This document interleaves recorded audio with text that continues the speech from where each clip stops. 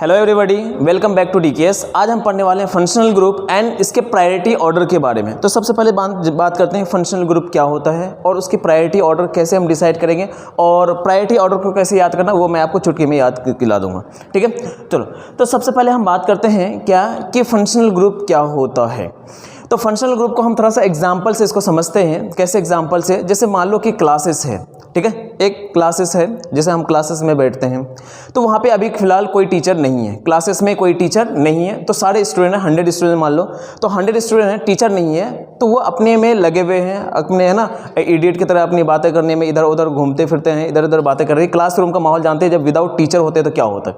जैसे उस क्लास में क्या हो गया, टीचर एंटर किया तो उसका माहौल ही चेंज हो जाता है। क्या मेरी बात समझ में आ रही है कि टीचर के आते ही या मैम के आते ही या मैडम के आते ही या प्रिंसिपल के आते ही उस क्लासरूम का क्या माहौल ही चेंज हुआ।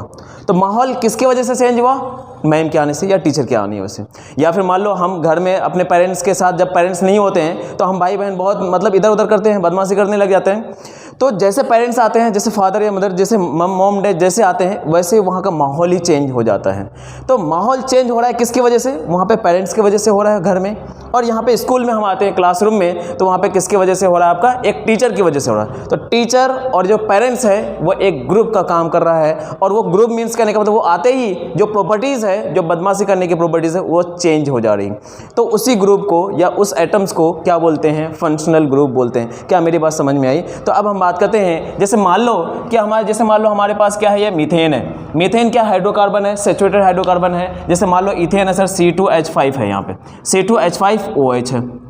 तो C2H5 नहीं, सॉरी, C2H6 है, ठीक है, इथेन है। अब इनमें से हम क्या कर रहे हैं कि 1 हाइड्रोजन को रिमूव करके C2H5OH लगा देते हैं। क्या लगा देते हैं हम यहाँ पे? OH। तो देखो यहाँ पे पहले क्या था आपका? इथेन। अब ये क्या है आपका? इथेनॉल। इथेनॉल बोले तो अल्कोहल, हाँ वही अल्कोहल है ना। अल्कोहल ये पीते ही क्या होता है, ये ड्रिंक करते ही इसकी प्रॉपर्टीज ही चेंज हो जाए। इथेन को पीने से कोई मतलब नहीं, कुछ नहीं होने वाला, लेकिन अल्कोहल पीते ही हमारी प्रॉपर्टीज चेंज हो जाती है। तो ये जो अल्कोहल प्रॉपर्टीज है, ये जो OH क्या हुआ? अब OH के आने से ही, जबकि कार्बन सेम है, हाइड्रोजन में थोड़ा सा कमी हुआ, हाइड्रोजन भी, नंबर ऑफ हाइड्रोजन भी सेम है, लेकिन यहाँ पे क्या है? O आए। तो O मीन्स कहने का मतलब यहाँ पे एक ग्रुप आया, OH एक ग्रुप आया।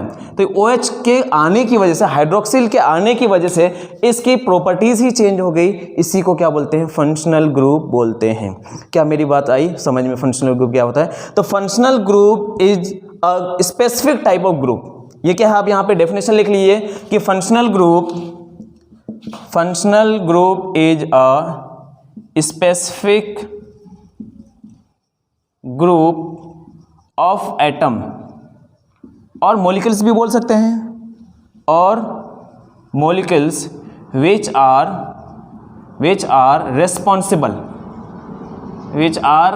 responsible for characteristics of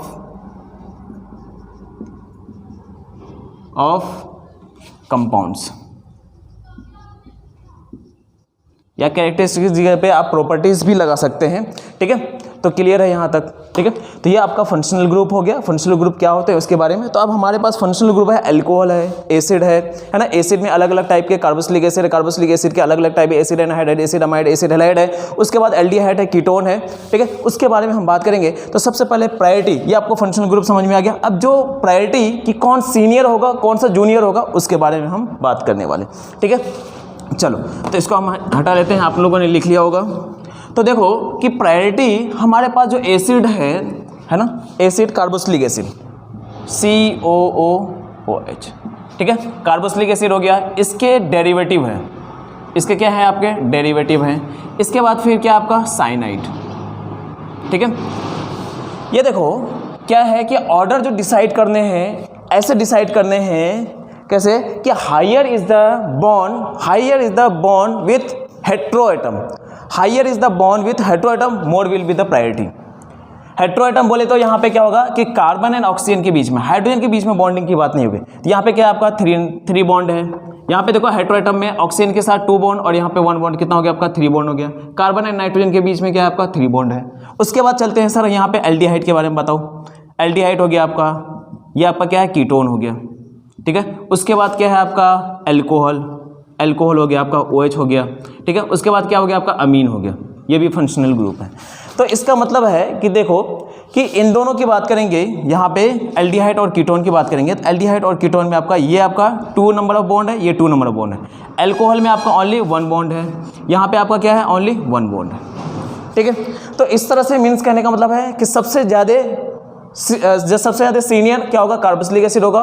उसके बाद क्या होगा आपका इसके डेरिवेटिव, एसिड के डेरिवेटिव। उसके बाद इसको जो साइनाइड है, CN साइनाइड, इसको बोलते हैं nitrile. Nitrile, aldehyde, ketone, alcohol, अमीन।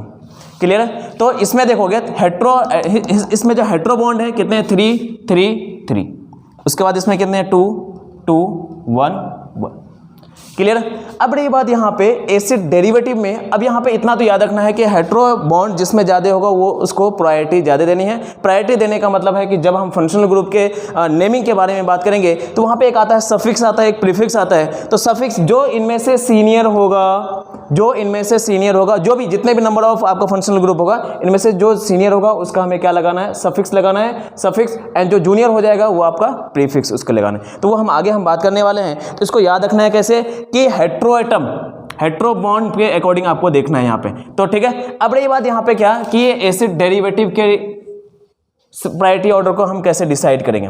तो एसिड डेरिवेटिव में आपका क्या है CO एसिड एनहाइड्राइड, ठीक है। उसके बाद आपका क्या है एसिड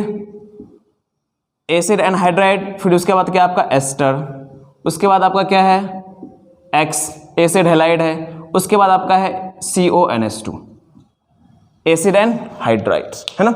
एसिड एनहाइड्राइड, एस्टर, उसके बाद आपका क्या है X acid halide, acid amide. तो इसको ऐसे याद रखना है, एनहाइड्राइड को क्या बोलेंगे A, उसके बाद R एस्टर AR, उसके बाद X बोले तो acid halide RARX, N amide क्या आपका N, तो ARXN। अब याद रखना है क्या कि कार्बोक्सिलिक एसिड और ये डेरिवेटिव है, तो कार्बोक्सिलिक एसिड सबसे ज़्यादा सीनियर होगा, ये आपके जूनियर होंगे। लेकिन इन दोनों के बीच में जो होता है एक सल्फोनिक एसिड आते हैं SO3H। बस इतना सा याद रखना है कि सल्फोनिक एसिड जो होगा आपको कार्बोक्सिलिक एसिड के जस्ट बाद आपको प्रायोरिटी ऑर्डर में लगाने हैं, ठीक है। तो ये एल्डिहाइड हो गया, कीटोन हो गया, एल्कोहल हो गया, अमीन हो गया, काम खत्म, ठीक है। तो इसको हम एक बार कर लेते हैं। अब देखो यहाँ पे अगर आपको ये देखें कि अगर इलेक्ट्रोनिगेटिविटी के थ्रू से देखेंगे तो इलेक्ट्रोनिगेटिविटी जिसकी इलेक्ट्रोनिगेटिव, एक तो हमने आपको बता दिया कि हेट्रो एटम जिसमें ज़्यादा होगा वो आपका मोर सीनियर फंक्शनल ग्रुप होगा। अब दूसरा मैं बोल रहा हूँ कि जो इलेक्ट्रोनिगेटिविटी ज़्यादा होगा, इलेक्ट्रोनिगेटिविटी ज़्यादा होने का मतलब जैसे कार्बन एंड यहाँ पे देखो ऑक्सीजन नाइट्रोजन, तो आपका क्या है ऑक्सीजन मोर इलेक्ट्रोनिगेटिव है, तो मोर इलेक्ट्रोनिगेटिव है तो मोर एसिडिक इन नेचर होगा, काम खत्म। जैसे यहाँ पे देखो ऑक्सीजन यहाँ पे तो ठीक है, यहाँ पे सेम है, लेकिन यहाँ पे देखें ऑक्सीजन एंड नाइट्रोजन, अल्कोहल है एंड आपका क्या है अमीन। तो अल्कोहल अमीन में अल्कोहल जो ऑक्सीजन है ये मोर इलेक्ट्रोनिगेटिव है, ये सीनियरिटी ऑर्डर इसका अल्कोहल का ज़्यादा होगा। तो अब यहाँ से लिख लो, पूरा एक बार लिख लीजिए। क्या लिखेंगे आप यहाँ पे ऑर्डर लिख लो, ठीक है। तो ऑर्डर लिखते हैं। देखो क्या हमने आपको बताया, बहुत ईजी है ऑर्डर लिखना। क्या करना है आपको, कार्बोक्सिलिक एसिड COOH, उसके बाद आपको क्या लिखना है SO3H सल्फोनिक एसिड, उसके बाद आपको क्या लिखना है एसिड एनहाइड्राइड, उसके बाद क्या लिखना है एस्टर, उसके बाद आपको क्या लगाना है एसिड हैलाइड, उसके बाद अमाइड, ठीक है। ये तो हो गया आपका, है ना। उसके बाद आपको क्या लगाना है नाइट्राइल C≡N, ये CN को बोलते हैं नाइट्राइल। एंड अगर यहीं पे सर हम NC लगा ले तो N≡C, तो N≡C लगाएंगे तो ये क्या होगा आइसोनाइट्राइल, ये हो गया आपका आइसोनाइट्राइल, ठीक है। तो ये 3 बॉन्ड्स हुए, नंबर ऑफ बॉन्ड्स में कितने 3 हैं। एंड यहाँ पे ऑक्सीजन मोर इलेक्ट्रोनिगेटिव है तो ऑक्सीजन हो जाएगा। अब ये ARXN आपको याद रखने हैं। उसके बाद हम बात करते हैं एल्डिहाइड, इसके बाद साइनाइड के बाद एल्डिहाइड, ठीक है। उसके बाद आपका क्या होगा कीटोन, उसके बाद आपको कहाँ जाना है एल्कोहल में अगर ऑक्सीजन की जगह पे हम S लगा देते हैं, क्या लगाते थे S, तो ये क्या हो जाएगा आपका थायो ईथर हो जाएगा, ईथर एल्कोहल ईथर। उसके बाद कहाँ जाएंगे आप अमीन में NH2। उसके बाद और भी अगर आपको लगाना है तो ईथर बोल सकते हैं ईथर।